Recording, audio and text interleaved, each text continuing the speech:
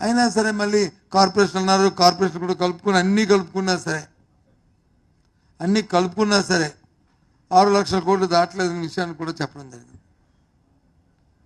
ప్రభుత్వం వచ్చి 6 నెలలు దాటి 7వ నెలలు ఇంక అడుగు పెడుతుంది. ఇవాళ కూటమి ప్రభుత్వం వచ్చి రాష్ట్రంలో ఇప్పటికే 74,000 కోట్ల రూపాయలని అప్పు చేశారు. ఏది బడ్జెట్లో ప్రభుత్వం అప్పు చేసింది. ఆ రోజు కార్పొరేషన్లో అని గొడవపెట్టారు. ఇప్పుడు కార్పొరేషన్ నుంచి కూడా అప్పులు తీసుకుంటున్నారే. ఆల్రెడీ తెలుసు మనందరికి కూడా. మార్కెట్ నుంచి తీసుకున్నారు, సివిల్ సప్లైస్ నుంచి తీసుకున్నారు, ఏపీఎండిసి నుంచి తీసుకున్నారు.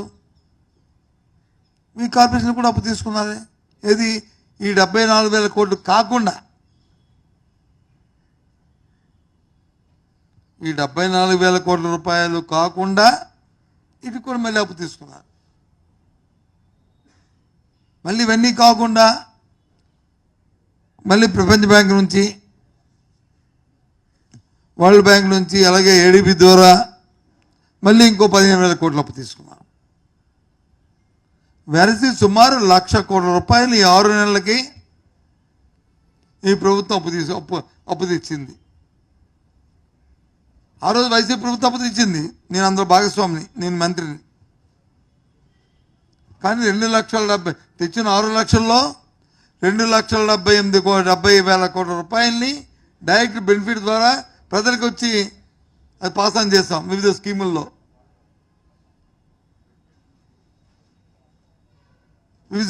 ఇచ్చాం. ఆ రోజు పెన్షన్ 3,000 రూపాయలు ఇచ్చాం.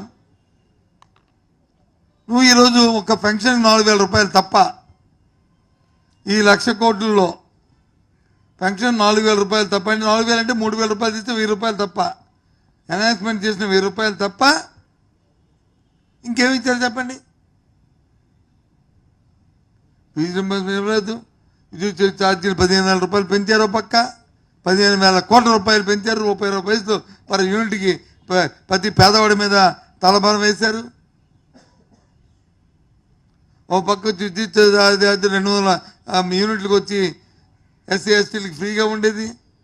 వాళ్ళకు వచ్చి టోప్ ఛార్జీల పేర్లు వచ్చి వాళ్ళు కూడా కరెంట్ కట్ చేస్తారు వాళ్ళ ఇళ్ళకి కూడా. ఇంతకుముందు అగ్రికల్చర్ కనెక్షన్లు ఇచ్చేవాళ్ళం ప్రెసిడెంట్ మేళంలో, ఆన్లైన్లో బుక్ చేసుకునే వాళ్ళం. ఇప్పుడు ప్రెసిడెంట్ మేళంలో 3 నెలలకి రిలీజ్ చేస్తుండేవాళ్ళం. అటు ట్రాన్స్ఫార్మర్స్ అవి ఆ పారామీటర్స్ చూసుకొని. ఇప్పుడు ఏకంగా ఆ రిజిస్ట్రేషన్ ఆపేశారు.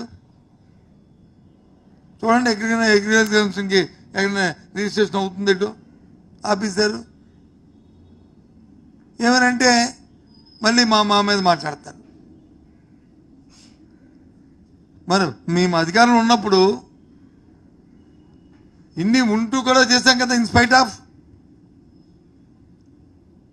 ఇవన్నీ ఉంటే కదా చేశాము. మరి మీరు తెచ్చిన 1,00,000 కోట్ల రూపాయలు ఏం చేశారు? దేనికి ఖర్చు పెట్టారు? ప్రజలకు ఏం చేస్తున్నారు చెప్పండి. ఏం చెప్పాను నాకు అర్థం అవ్వలే. ఏమనంటే నేను నిన్న ఇప్పుడు చూశాను, కొంతమంది మంత్రులు వచ్చి నేను మేము దీని రిప్రజెంటేషన్లు ఇస్తుంటే ఇదంతా జగన్మోహన్ రెడ్డి గారి పుణ్యమని చెప్తున్నారు. అన్నీ ఉంటున్నాయి కదా. మేముంటే ఈ 15,000 కోట్ల రూపాయలు మేము ప్రభుత్వమే డిస్కౌంట్లు చెల్లించేది. ఎస్,